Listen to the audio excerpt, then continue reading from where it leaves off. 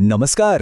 ચાલો આજે અમદાવાદ મ્યુનિસિપલ કોર્પોરેશનની નવી એફોર્ડેબલ હાઉસિંગ સ્કીમની બધી જ વિગતો ફટાફટ સમજી લઈએ.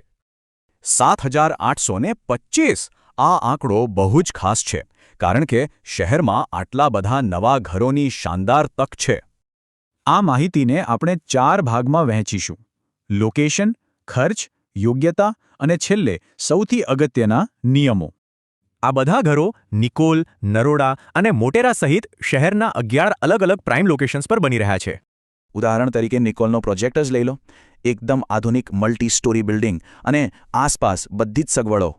અને શીલજ વિસ્તારનો પ્રોજેક્ટ પણ અદ્ભુત શહેરી ઇન્ફ્રાસ્ટ્રક્ચર અને રહેવાની ઉત્તમ મજા આપે છે, ખરું ને? હવે સાઇઝની વાત કરીએ તો દરેક યુનિટમાં આશરે 28 ચોરસ મીટરની પૂરતી અને આરામદાયક જગ્યા મળશે. રાઇટ. હવે સીધા મેઇન પોઈન્ટ પર આવીએ. આ બધાનો ફાઇનલ આર્થિક ખર્ચ ખરેખર કેટલો થશે? 5.5 લાખનો ખર્ચ છે, પણ જબરદસ્ત સરકારી સબસિડીને લીધે લાભાર્થીએ ફક્ત 3 લાખ રૂપિયા જ ચૂકવવાના છે.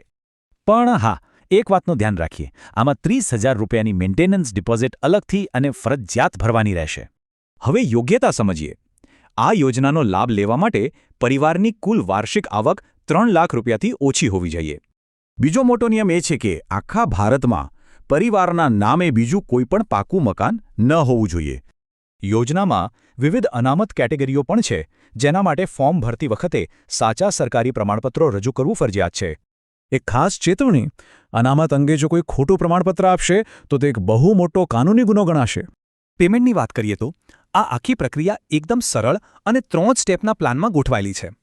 અને સૌથી સારી વાત, બાકીની 80% રકમ 10 એકદમ સરળ અને સમાન હપ્તાઓમાં વહેંચી દેવામાં આવી છે. ફક્ત ઘર જ નહીં, પાણી, ડ્રેનેજ અને આંગણવાડી જેવી બધી બેઝિક સુવિધાઓ પણ સાથે જ મળશે.